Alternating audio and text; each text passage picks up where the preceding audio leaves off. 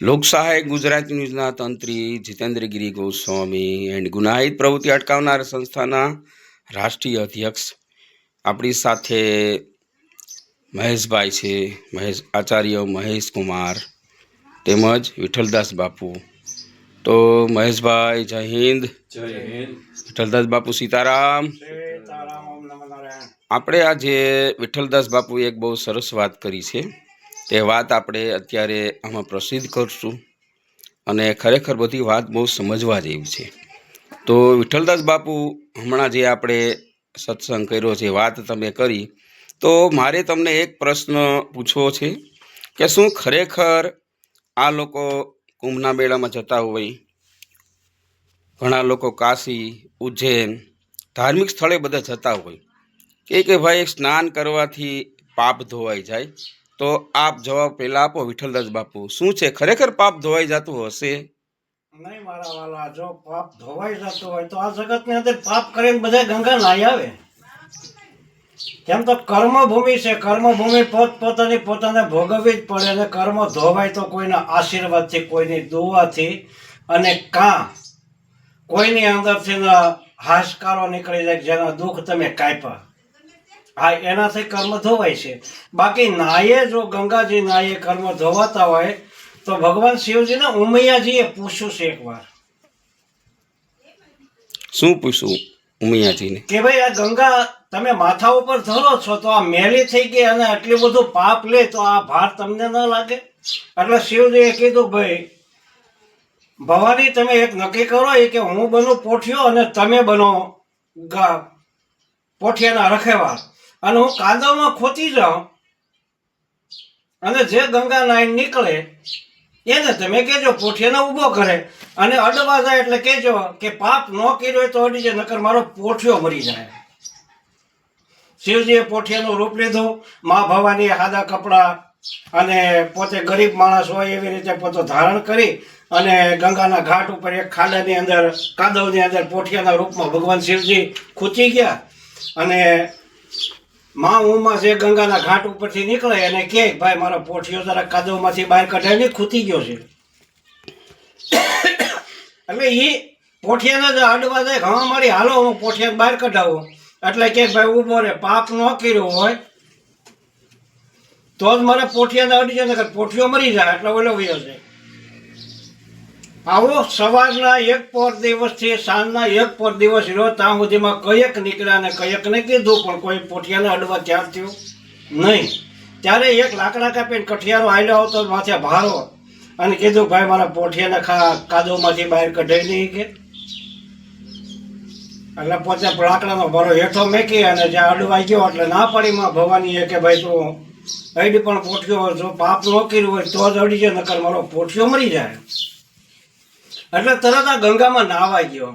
નાઈને આવ્યો, એ કે પાપ નથી કર્યો? તો હજી હું માના ઉદરમાંથી બહાર નીકળ્યો છું, મેં પાપ નથી કર્યું.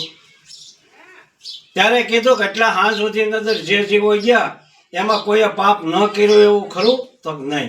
તો આ એક જ વ્યક્તિ એવો નીકળ્યો 12 કલાકની અંદર કે જેણે પાપ નથી કર્યો, એનો પુરવાર કરી દીધો. આવા જીવોના કદાચ પાપ ધોવાઈ જાય, પણ લાગઠ બધાના પાપ ધોવાતા નથી. પાપ ધોવા માટે મહાપુરુષે કીધું કે ત્રિવેણીનો ઘાટ કયો? ખાસ સાંભળજો મારા વાલા, વિડીયો જોવો તો ખાસ જોજો. ગંગા, યમુના ને સરસ્વતી તમારા ત્રિપુટી મહેલમાં છે. ઈંગલા, પિંગલા અને સૂક્ષ્મણા, આ ત્રણેય ભેગી કરી અને અહીંયા જો પોતાના આત્માને નવરાવે, એ કર્મથી રહિત થાય. આ મહાપુરુષોનો મત છે, મારો કે તમારો નહીં. કે મહાપુરુષો જેણે ભજન કર્યું છે ઈશ્વરી તત્વનું, એને આ અનુભવ કરીને કીધું છે કે આત્માને કાયમ વહેલો એક પર રાત્રિ બારી રહે ત્યારે એને નાવા લઈ જાય, અને જો નવરાવે તો એ કર્મ રહિત બને. બાકી તો વિશ્વની અંદર કર્મ બધાને ભોગવવું પડે તો છૂટકો જ નથી. તો બાપુ, શું કરવાથી લોકોના પાપ ધોવાય? આપ તો સંત છો, એ કોઈ આપની પાસે કોઈ માહિતી ખરી? લોકોને પાપ ધોવા છે આટલું બધું તો આપણે ન કહી શકીએ,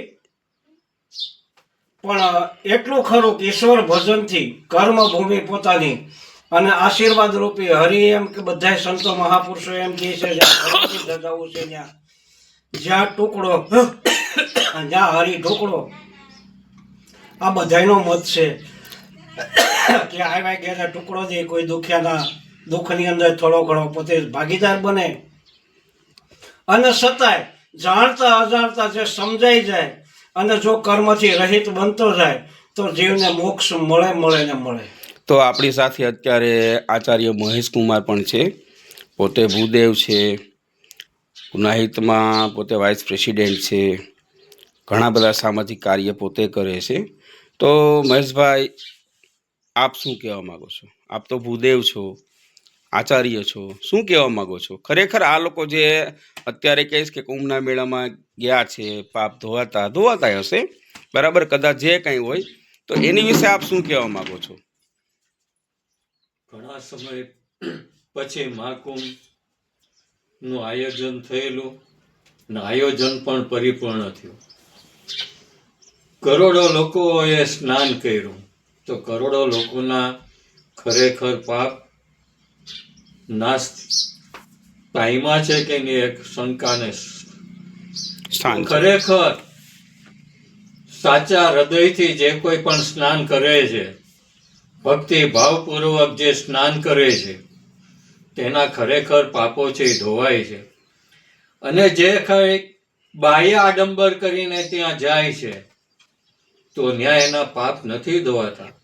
આપણામાં એક કહેવત છે, મન મેં ગંગા, તો મનની અંદર ગંગા હોય, પ્રાગટ્ય કર્યું હોય, ઘરે સ્નાન કરીએ તો પણ આપણે કુંભનું સ્નાન કર્યા જેટલું જ પુણ્યફળ પ્રાપ્ત થાય. એવા આપણે ઘણા બધા દાખલાઓ પણ જોયેલા છે સંતોના.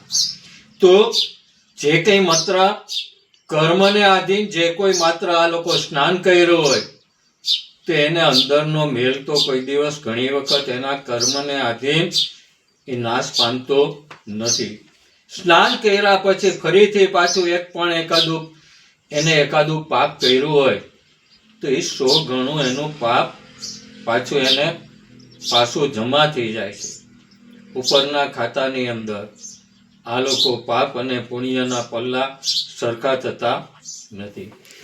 ઘણી વખત બને છે કે 99 પાપ કર્યા હોય તો એક પુણ્ય તમે કર્યું હોય તો એ પુણ્ય છે એ સ્નાન કરવાથી પણ 99 પાપોને એ દૂર કરે છે. બીજું આપણે તમને હું એક પ્રશ્ન પૂછું, બંનેને પૂછું કે ભાઈ ભવનાથની અંદર દર વર્ષે પરિક્રમા થતી હોય, શિવરાત્રિ હોય, શિવરાત્રિમાં તો ઠીક છે, પણ પરિક્રમાની અંદર અમે રહ્યા પત્રકારો, અમને ખ્યાલ હોય તો ત્યાં ભવનાથ જેવા સ્થળની અંદર દારૂની બોટલો મળતી હોય છે, મટન મચ્છીઓના પેલા ત્યાં હાડકા મળતા હોય છે.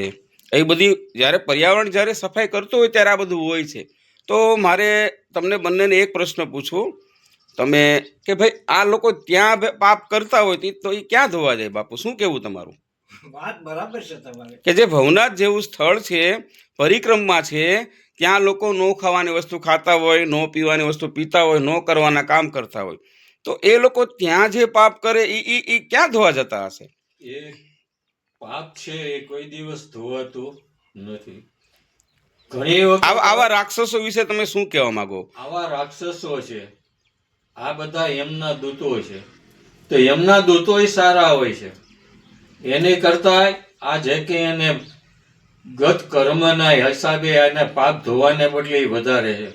કદાચ 7 જન્મો લે કે 7 જન્મ સુધી ગંગાની અંદર આવા સ્નાન કરે, મહાકુંભ સ્નાન કરે, પરિક્રમા કરે, ભવનાથની અંદર આવે આપણે પરિક્રમા કરતા હોય છતાં પણ આવા મહાશિવરાત્રિની અંદર પણ એને જતા હોય તો પણ એના પાપ ધોવાતા નથી.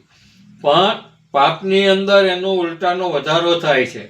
અને આ જન્મ અને આવતા એવા 7 જન્મ કદાચ લે તો પણ એ પાપમાંથી કદી પણ મુક્ત નથી થતા. બાપુ, તમે આવા રાક્ષસોનો શું સંકેત દેવા માંગો છો કે ભવનાથ જેવું સ્થળ? જીતેન્દ્ર કરી બાપુ, એક વસ્તુ તો પાકી છે કે જો કર્મ ધોવાઈ જતું હોય અને પાપ ધોવાઈ જતું હોય તો જેની કુખે જન્મેલા ભીષ્મ પિતા જેવી વ્યક્તિ અને 7 જન્મનું કર્મ જો ભોગવવું પડ્યું હોય ને બાણ સંજ્યા માથે હોવું પડ્યું, મહાભારતમાં ઇતિહાસ લખેલો છે. અને જો વિશ્વાસ આવે તો જોઈ જોજો કે ભાઈ આની અંદર ભીષ્મ પિતાને કૃષ્ણ પરમાત્માએ રાતના મધરાતના સમયે પૂછેલો પ્રશ્ન કે આ મારે કઈ જન્મની સજા, કે મેં આ જન્મમાં તો નથી કર્યું છતાંય મારે ભોગવવી પડી તો આ છે હું. એને 7 અવતાર સુધી આગળ લઈ જઈ અને એને પૂછેલું છે. અને એને નજરે જોયું કે મેં એક ભૂલને કારણે અને વ્યાસ સહિત જો મારો વાલો દેતો હોય તો તમે હું તો આથી ક્યાંય નાના, ક્યાંય એક માખી જેવા ગણાય ભીષ્મ પિતા જેવી વ્યક્તિ આગળ. જીતેન્દ્રગીરી, તમે પત્રકાર છો અને ગુના શોધક શાખાના મેન છો, તો તમે થોડાક 2 શબ્દ આ વિશે બોલો. હા, 100% કેમ નહીં, મહત્વનું છે. 100%. તો બહુ સરસ મજાની બાપુએ વાત કરી, બહુ સરસ મજાની વાત કરી કે પાપ પુણ્ય. મારું એવું માનવું છે બાપુ, સરસ મજાની એક તુલસીદાસની ચોપાઈ છે, જસ કરની તસ ફલ પાતા. મોટામાં મોટું કયું હોય તો કર્મ. તમે કેવા કર્મ કર્યા એ તમને ખબર હોય, બરાબર છે. મોટામાં મોટું પાપ એક છે નિંદા બાપુ, મારું માનવા મુજબ બધા કરતા મોટું નિંદા. બરાબર છે. તમે કોઈની નિંદા કરો, બરાબર છે, એના પાપ નિંદાથી ધોવાઈ જાય છે બાપુ. મારું મંતવ્ય એવું છે કે ઘણા આપણે જોતા હોય કે ભાઈ આ રાજકારણ એટલું બધું ખોટું કરે, ફલાણો અધિકારી એટલું ખોટું કરે, આ ફલાણી બેન એટલું ખોટું કરે, તો એ સુખી કેમ છે? એને પાપ લાગતું નથી? એનો પાપ લાગે જ છે, પણ તમે એની નિંદા કરો છો. એટલે નિંદા કરવાથી માણાનું પાપ, કોઈની નિંદા તમે કરો એટલે સામાવાળાનું પાપ ધોવાઈ જાય છે. અને ખાસ લાસ્ટ આ વાત આપણે પૂરી કરશું કે ભાઈ જસ કરની તસ ફલ પાતા. જેવા તમે કર્મ કરો તમને એવા ફળ મળે ને મળે. આ તો કળિયુગ છે, બરાબર. બાકી બધું ઠીક છે, આપણે માનીએ જ છીએ, ધર્મ કર્મને આપણે માનીએ છીએ. હું તો સાધુ પ્રેમી છે.